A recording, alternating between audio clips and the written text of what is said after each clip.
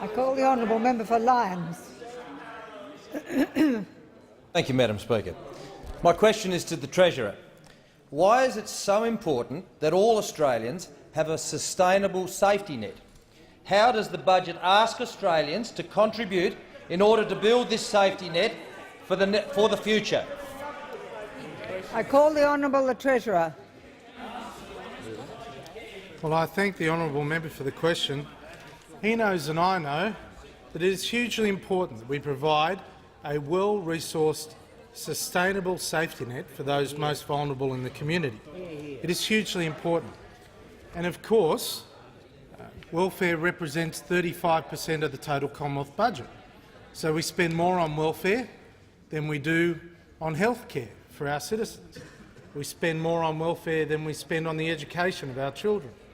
We spend more on welfare than we spend on the defence of the nation. And of course, whilst it's important to have a well-resourced, sustainable safety net, what matters most is that we can afford it. That's what matters most.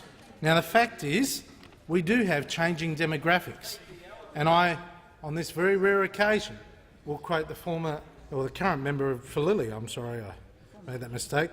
Who said in a press release with the honourable member here, increasing the pension age is a responsible reform to meet the challenge of an ageing population and the economic impact it will have for all Australians.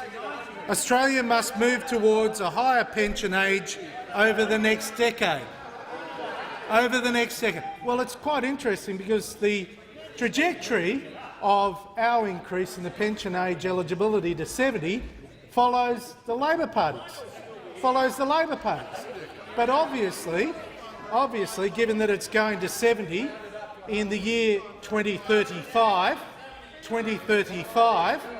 I would say to you it is responsible to give people good notice that these are the issues that need to be addressed.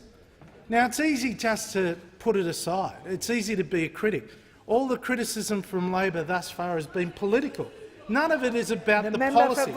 There has been no, they are all politics. All politics, no economics. They are all politics, no policy. Come on and debate these things. Let's debate the issue in relation to the ageing demographic. Let's debate the issues about how we're going to continue to sustain our health system. Let us debate the issues that actually go to the heart of our economic prosperity. And I would say to the honourable members, what we have laid down is a plan to ensure that what we receive in the future is sustainable. Because on the current trajectories, if we just adopt a business-as-usual line, the pain associated with rectification in the future is going to be far greater. It's going to be enormous. And we don't want to get to that point, and the coalition will not let it get to that point.